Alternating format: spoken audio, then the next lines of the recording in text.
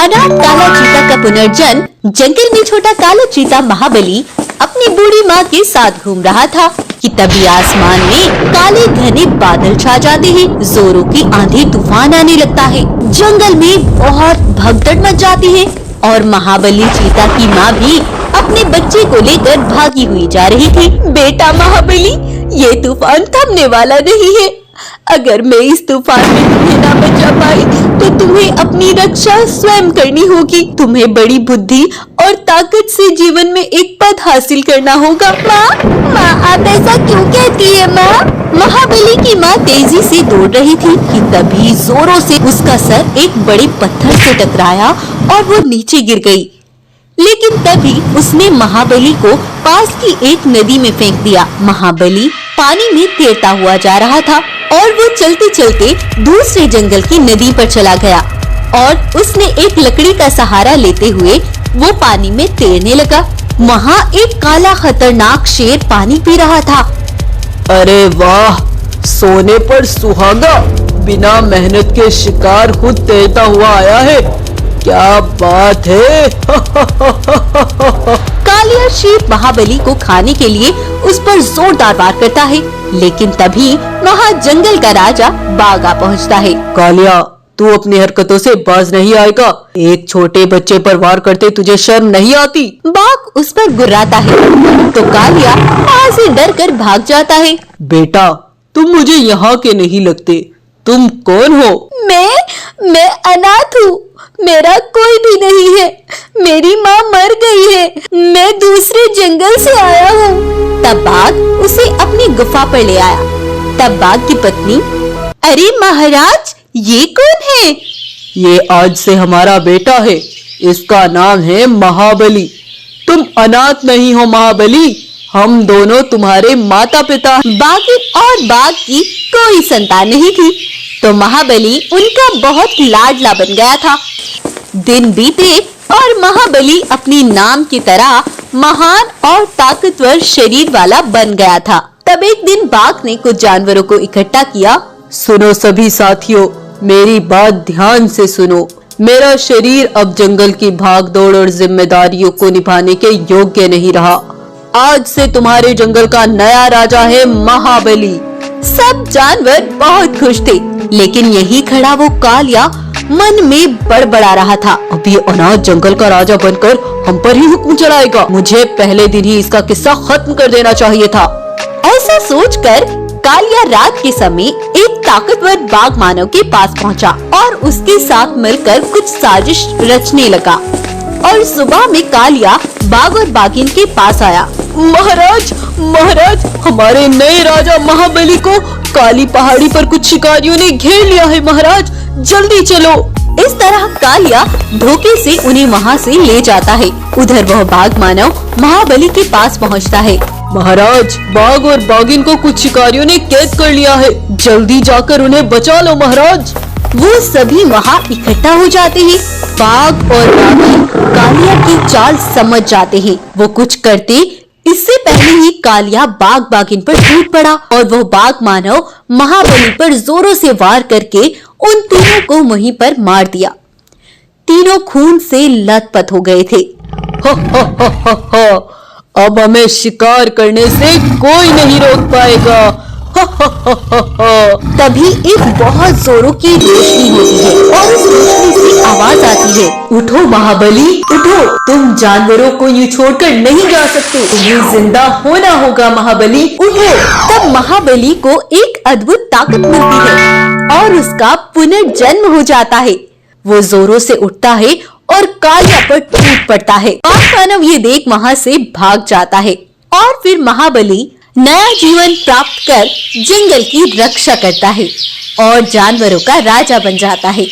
तो आपको आज की हमारी कहानी कैसी लगी हमें कमेंट करके जरूर बताएं और हमें अप्रिशिएट करने के लिए वीडियो को जरूर लाइक करें, चैनल को जरूर सब्सक्राइब करें।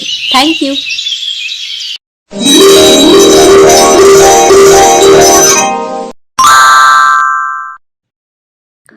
सालों से जंगल की रक्षा करने वाले रघु शेर अब बूढ़े और इतने कमजोर हो चुके थे कि उनके कंधे अब जंगल की भागदौड़ और जिम्मेदारियां नहीं संभाल पा रहे थे। ऐसे में कोई भी जालिम जानवर जंगल में घुसता और किसी भी मासूम जानवर का आसानी से शिकार कर लिया करता था, जिससे जंगल का हर जानवर बड़ा परेशान आ गया था।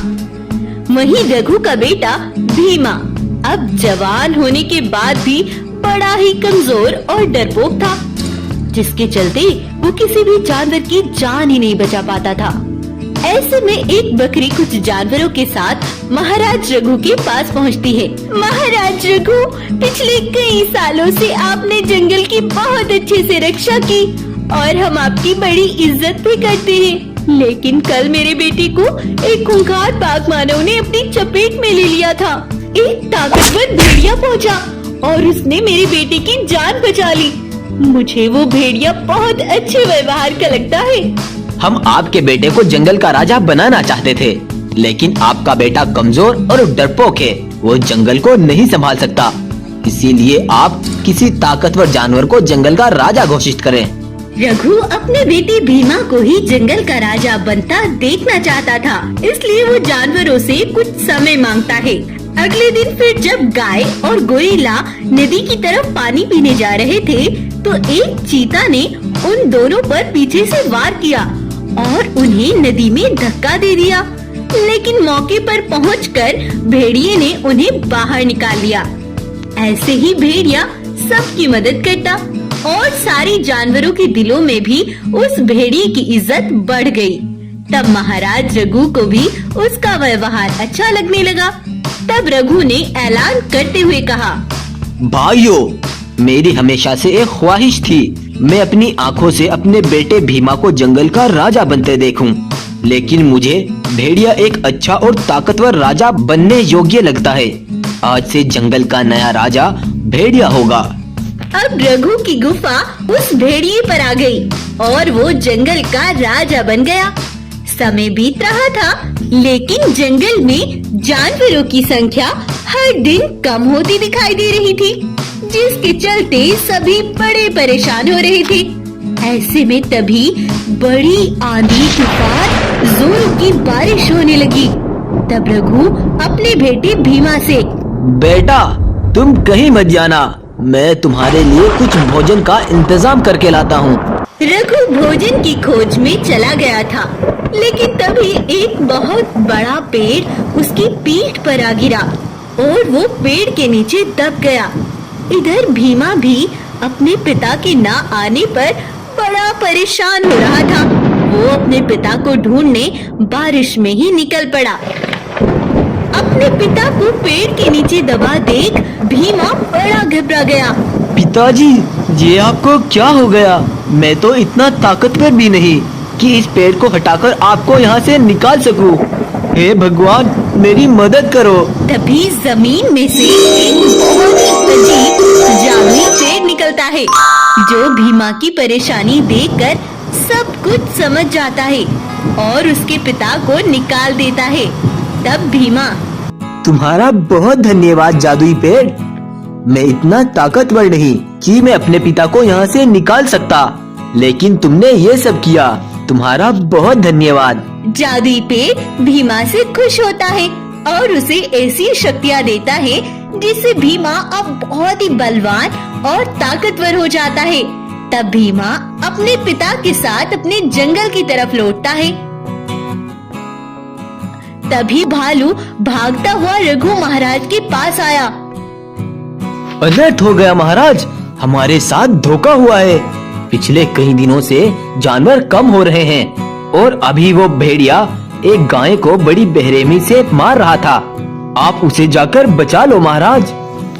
इतना सुनकर भीमा तेजी से दौड़ता हुआ जाता है और भेड़िए को एक ही वार में चट कर देता है और उस गाय की भी जान बचा लेता है। सभी जानवरों को भीमा की ताकत का अंदाजा हो जाता है और अब रघु का सपना भी पूरा हो जाता है।